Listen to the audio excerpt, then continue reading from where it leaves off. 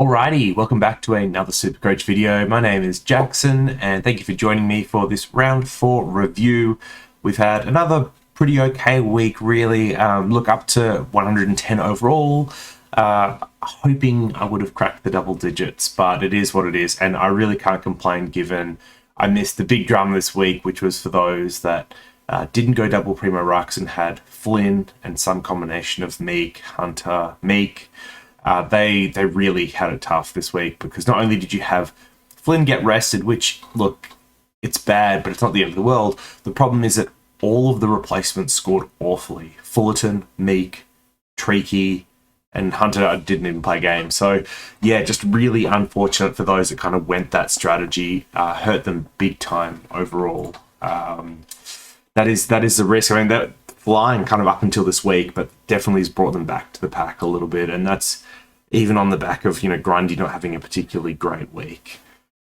So let's jump into it. In terms of the trades that I did. Oh, sorry, went to the wrong thing.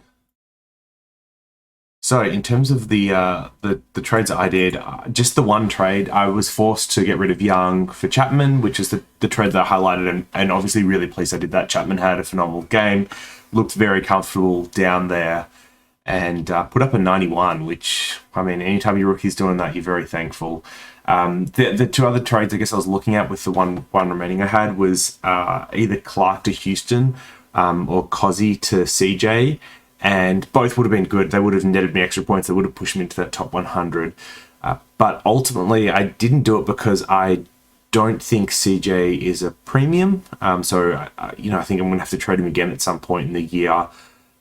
But obviously, he scored really well, 107 or something like that. I think the downside is that all of his touches were basically uncontested, and he conceded a fair few goals. That game that were kind of attributable to him, and Hawks kind of had a chance of winning, and his poorer defensive efforts kind of hurt them. So, I mean, Clarko doesn't seem to be the type of coach that puts up with that, even though CJ has been really good offensively, playing that like floating spare man. So that could hurt him, and maybe you also start to see. Actually, do you know what? You're not going to see teams go to him. He had like less meters gained per touch than Tom Mitchell, who everyone likes to hang shit on. So I doubt anyone's getting putting attention on CJ if his touches aren't effective and he's conceding goals. So yeah, I don't know. Maybe he could score well. So look, I decided to hold because I really wanted to go after a target, which I'll talk about shortly. And I think I'm also kind of glad that I missed Houston, because while he had a pretty big score, I think with Butters and Dersma's injuries, which both look to be medium-term kind of injuries, he might be moving back to the midfield, which is where we saw him last year. He didn't score particularly well there. Part of the reason why he was attractive was because, yes, he was getting a little bit of midfield time, but he was also taking kickouts and getting some seagull down back, and that may be at risk, because you could see something like Houston moving to the midfield, Bergman coming back into the side type of thing playing out. All right, so just quickly going through the plays in defense. Ridley keeps on keeping on. Was at that game, which was very unfortunate to be on the losing side of that. But Ridley did a great job, especially after like quite a poor first half. Still managed to get to 124.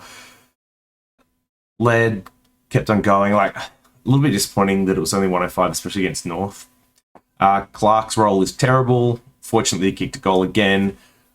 I feel like I can't trade him this week because, part of the decision to hold him from last week rather than trade him to Houston was they're playing North next week, and you're kind of really banking that he gets a good score and keeps that cash gen going. Chapman, great trade in. Highmore or Cozzy, hopefully one or both come back this week. And Short was great. Let's get him on the field for next week. The concern was that Hooley coming back would affect him, and it definitely didn't this week, but we'll just have to keep an eye on that going forward. In the midfield, McRae was a legend. That was my vice captain. Paid off. There was a lot of people talking about, hey, maybe you don't take McRae's 137 and you put it on Grundy in the Wed or something like that, and that backfired big time. So yeah, anytime you're kind of getting a 120 plus, you just take it. Oliver was great. Obviously, tag went to him a little bit, and it didn't really work. He still scored a 130, so not only did he bounced back from last week and really worked through it, but the team, I think, rallied around him a fair bit. So those that didn't have Oliver were hoping to get him cheap. And look, he's going to, it looks like next week will be your target. He'll come down a little bit more, but I'm glad from an owner's perspective that he won't be leaking too much more. Merritt 104 was disappointing. He honestly could have had like a 130, 140 game. Lots of possessions that just weren't as effective as what you would normally see out of him. So, yeah, disappointing. Josh Kelly, I'm not going to go all around again. I've already done the Leon Cameron sucks rant. The only thing I'll add is Haynes was playing on a wing this week over Josh Kelly, which to me is absolutely mind-blowing. But as I was looking at the game, I guess the strategy that they were really trying to go for is Haynes starts on the wing, ball is bounced, basically straight away Haynes moves back behind the ball, and Josh Kelly comes from the forward line to the midfield. So you have 7 defence, Josh Kelly comes, evens up the midfield numbers, then you have 1 less in the forward line. Kind of gives you space for like a Toby Green, for example. And they do seem to have a lot of forwards that work better with a lot of space. So I think this is what they were trying to do, and it means that Josh Kelly's kind of been the one affected by it. Lucky to get to 90 on the back of 2 goals, with one of them being a freebie. He did get a few centre bounces this week. He got none last week. I'm hoping that they start to see the light and he gets put back in there. People have been saying like, oh, maybe he's been put up there because he's holding injury. It's just not the case. He has been the most distance covered by a GWS player over the first 4 weeks, and most high-speed distance covered by a GWS player over the first 4 weeks. He's always in top 5 of these in the games that he plays.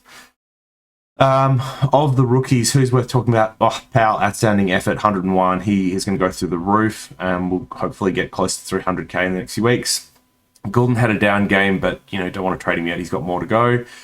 Jordan and Barry both had down games. Barry, you're hoping really would score more against North, a bit like the Laird deal, but yeah, just didn't get that. I mean, North made that really competitive. Jordan's 24 is super, super disappointing. I think he's got an okay break even this week, but it's going to be pretty bad next week. He's going to take another 3 to 4 weeks to actually start making money, like real money again, if he scores well. So someone that you could potentially trade if you needed to get rid of someone in that price range. Brockman's Brockman. Like, we knew this was going to happen. His role kind of leads to the potential to have big games of 60s, 70s, and then, stinkers of 30s and 40s. And the Dogs mids, disappointing, I guess, for both of them. There's not much more to say. Like, I hope they hold their spots, and maybe, like, Daniel getting a week and getting dropped means Lipinski comes in for him, and neither of these guys go, but who knows.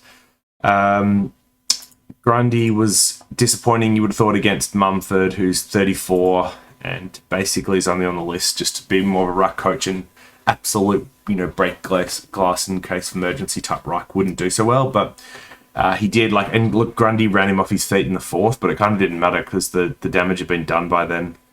And Gawn was great. He's probably going to go close to, between 125 130. I think Grundy's going to go between 110 and 115. They're still going to be the top 2 rucks of the year. Forward line, look, Dunkley's going to be forward 1. If you don't have him, you need to get him quick. That's a priority. He's only going up in price. Tex was okay. After his 2 quick goals to start the game, I thought, he's already on 50 basically after the first 5-10 minutes. It looked like it was going to be a bloodbath. It looked like he was going to do a Bruce and kick 10. And, credit to North, they made a real contest, and he just didn't get there.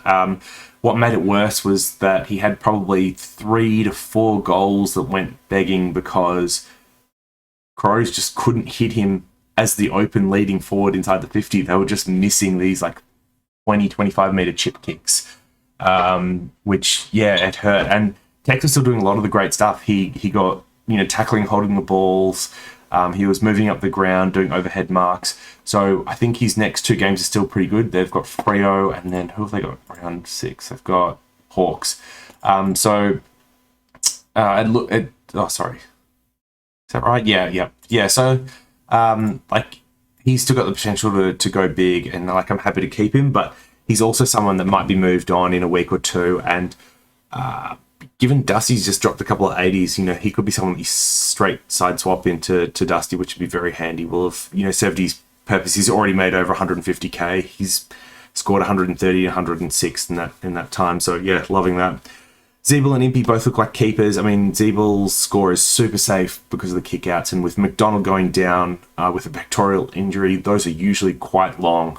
It's actually pretty rare to come back from those early. I mean, maybe he'll be the exception, but that seems to say to me that Zeeble's job and his scoring is going to be pretty safe, and as long as he stays fit, he's a keeper, which is crazy.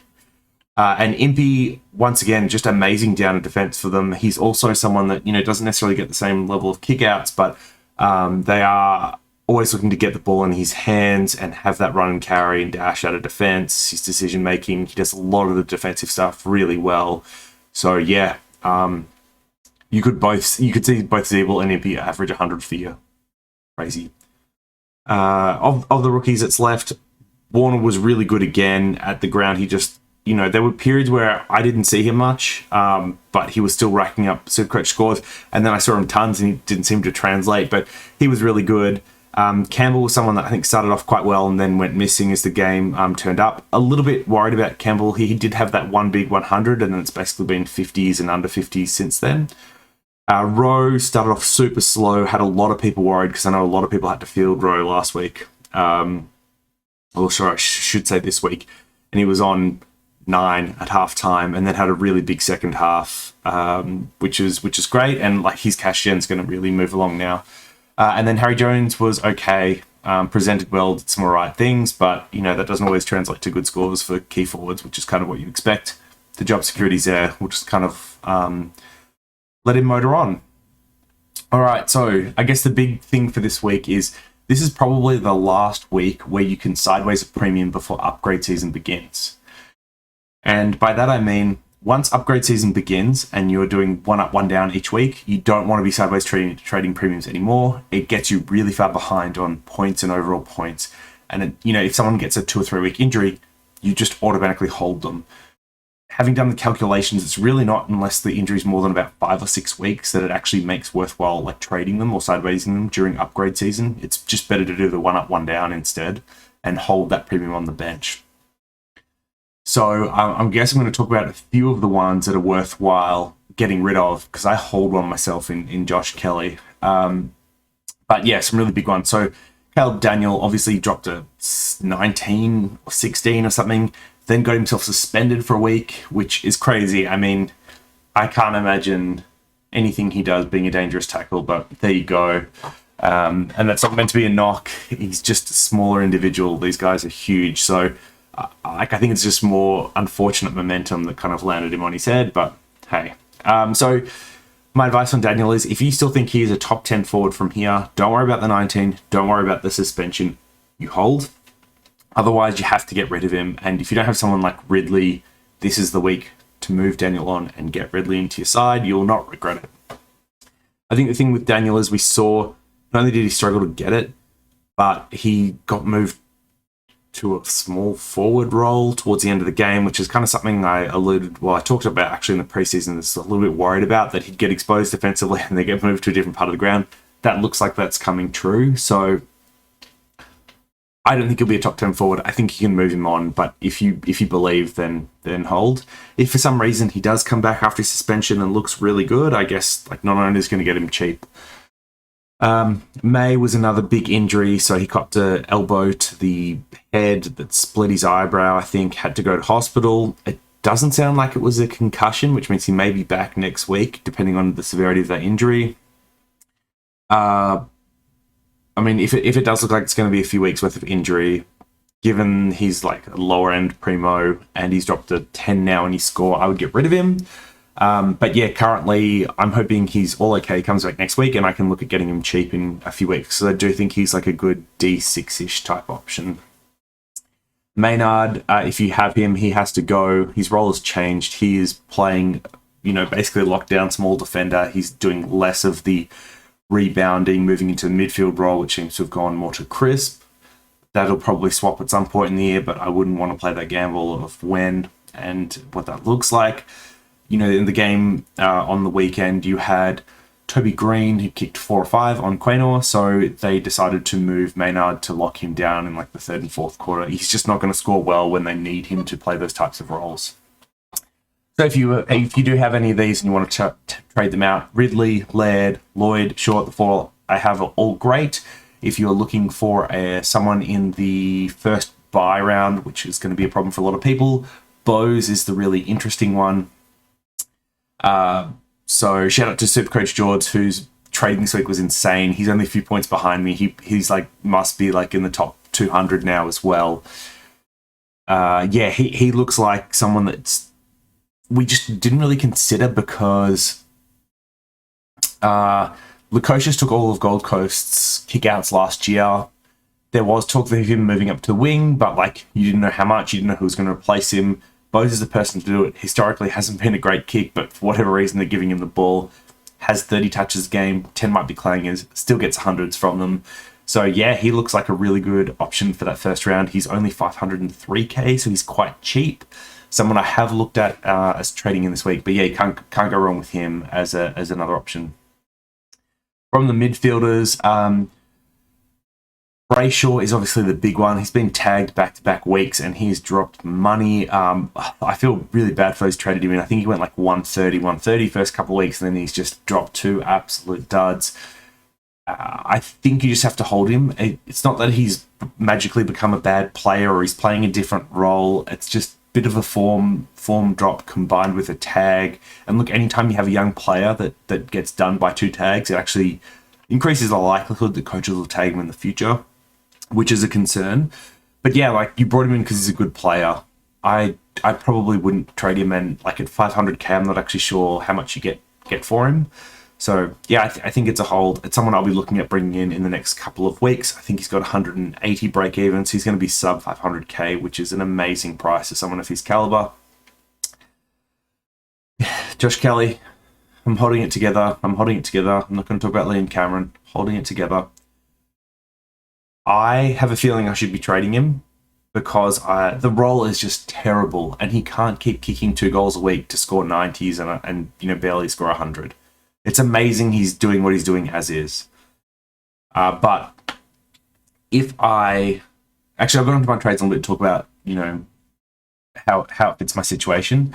But I think Josh Kelly is someone you can move on from this week if it helps your team. He's got a really bad role. Neil's the other one to be talking about. I mean, if you've held him this long, I think you kind of just stick fat. But he was another dud score. Like, yeah, ouch. I keep saying he's someone I want to trade in on the cheap. I don't even know if that's the case anymore. So yeah, if you are looking to trade any of these guys, McRae, Titch, Oliver, and Steele, he's just looked amazing. And against Richmond this week, he should score big. Against Port next week, probably can score big. Like he's got a lot of these games where St Kilda are going to rely on him. The teams they play don't tag. He could just go like 125, 130 for the next 3 to 4 rounds and really hurt my team if I don't have him. So quite worried about Steele. In the forwards, all right. So Butters owners got super unlucky, and all non-owners like me got absolutely blessed because at halftime he was on like 110, I want to say. He was tearing that game apart. Like, Butters probably should have been best on ground and he only played a half. That's how good he was.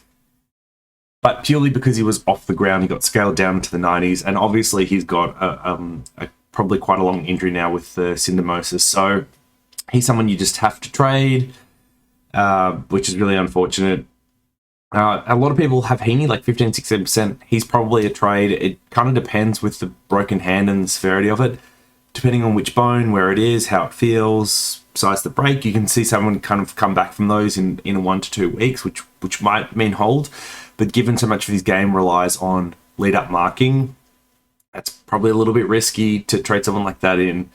To hold someone like that. So he could move on, I think. So yeah, Dunkley is by far the number 1 forward target. Martin is someone Dusty's someone I'd normally recommend as well, but given he's just dropped a couple of 80s, you can wait on him a little bit for him to depreciate in cash. I probably wouldn't go over Danger either. He's got to depreciate some money. If you don't have Impey or Zeeble, I'd strongly consider them. All right, rookie targets this week. Waterman is the only one on the bubble worth looking for. 102k forward for Essendon. He's kind of like this big body, mature like medium-sized forward. He's kicked goals, I think, both the last 2 weeks. His job security looks pretty decent, does a really good job for us. Has scored okay, like 80 and 60-ish type range. So probably not someone I want as an every week on-field option, but could do that job for you. And hopefully should be able to make 150k.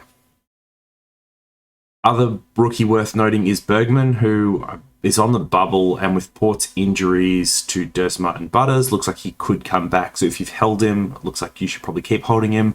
If you don't own him, I probably wouldn't trade him in, but I get, like, especially over someone like Waterman, who seems to have better job security, but it is an option. And then finally, like the other 2 rookies people had been talking about were Parks from the Blues. I think he's a pass, just hasn't been scoring well enough. And, chance he gets dropped. And Robertson from the Lions, who's got really good pedigree, could score well, but at his price and just given his output, I think that's a pass. The 2 rookies to put on your shortlist for next week will be Tricky and Jones. So Tricky, the mid-forward 102k ruck option for, ruck forward option for Freo, had a pretty average game on the weekend, but it's someone that you could, downgrade one of your forwards to next week, and then, trade him into your R3 when you need to get rid of Flynn or something like that. So if he scores well next week, definitely one to keep an eye on. And then Jones, who was the standout debutant from the weekend, he's got a thick body, just looks really mature for a 19-year-old, played really well, lots of good defensive stuff, was really composed when he had ball in hand. Liked the look of him a lot, was really strong debutant. I've heard a couple of Port people say maybe his job security isn't that great, but I mean, Dursma and Butters, once again, I'll say it for like the 5th time, are out for a while now. If you bring in people like Bergman, what I saw in Jones' first game was better than all of Bergman's work today. So, all right. And then finally, who do you trade out? So we've talked about some of the premiums if you're going to get in that last kind of week. But for me and my trades, I've looked at a bunch of things, and I probably can't bring this onto screen. I can't because I'm not good enough to do that. But the ones I'm looking at potentially getting rid of is someone like Campbell, who's got a break even of in the 70s this week. He scores okay next week, and that's going to come down. He's got more cash to make. He's not someone you have to trade, but for me, who's got 280k in the bank, looking at getting an upgrade early, I have to find some rookies, some cash cows to cut early. He's one that I can get rid of. The others would be someone like a Jordan, Berry, or Brockman. Jordan's dropped a stinker. I think his break-even's still okay, but he's going to take 3 or 4 weeks to kind of get going again unless he scores big. Berry's just been puttering along once again. I think his break-even's okay, but he's just not making a ton of money for me. And then Brockman's the last one. I mean, he's 70, I think, more or less rolled out. His break-even, he might not even make next week. So, yeah, I've been playing around with a few trades. I guess the 3 premiums I'd mentioned that I'm quite interested in getting is Bose and Defence. I really like the buy, even though I'm not super sold on Bose as a player. It's someone I need to probably watch a bit of tape on this week. Mitchell in the midfield, the guy just racks up pill. I know he doesn't score a ton for the amount of touches he gets, but he's just so consistent at racking them up that feels like he's a really safe 110, 120 kind of prospect. Worked through a tag the other week, no problem. So, like him as an option. And Steele, who I mentioned absolutely killed me this week, has looked great. And Champion Data love him. He gets points for everything. All the 50-50 decisions of like, is that effective? Is it not? Is that a tackle? Is it not? They all seem to go his way. So when you see players like that look great, carrying their team, and Champion Data are just handing out points standing there, want to get those players in, but he's really expensive. And then this is where, like, do I keep Kelly or not? Because if I trade out Kelly, I can get Steele, but I think I can actually get in a premium without having to trade out Kelly, which means I probably hold him and just hope that Leon Cameron learns coaching in the next week. I mean, if it hasn't happened so far, the likelihood in the next 7 days is low, but live and hope, I guess. All right, so my trades. I think they're this. We'll get rid of Campbell. Once again, if you don't have any obvious trades, don't force this stuff. He's got money to make, and he can still score well, and he's got great job security, and he's got DPP. Excellent option. And then I think I'm getting rid of Brockman. But I have a feeling... sorry, so if I don't get rid of Brockman... getting in Mitchell. Who I think actually could lose some more money next week, but that's all right. He's at a good price. So I could actually trade out any of Scott, Brockman, or McNeil. So what I will do is wait for the game and see if any of these get dropped, and then kind of trade out whoever doesn't get dropped and keep whoever's in the team. But let's just say it's Brockman. Complete these trades. And here we go. Something like this. I'll maybe get Jordan off. Yeah, I mean, usually I just pick whichever rookies have the highest average for the year so far. Sometimes I look at matchups, but looking at North matchup this week didn't really help Barry. Melbourne won against Hawthorn, not a particularly great team, didn't help Jordan. So, yeah, I think this is the team. Hopefully one or both of these two come back. I mean, Cozzy, they just said, was managed, and Brian didn't play particularly well, so hopefully that's a straight swap back in. I'm more hopefully he's coming back in, but who knows. So this is pretty good overall. I'm really happy to get another midfield rookie off. I don't like Waterman at F6. I want to get one of these up to a Dusty probably in 2 to 3 weeks, and then I'll be really happy with my forward line. But overall, yeah, pretty pleased. 110 overall. All right, I think we're going to stop there. So let me know what you think of the trades. If you do something differently, would you be bringing in Bowers instead? Would you move on Kelly for Steele? Don't know. And then hit me up with any questions you have about your team, what you're struggling with, players you want your thoughts on. Good luck, and I'll see you in the next one.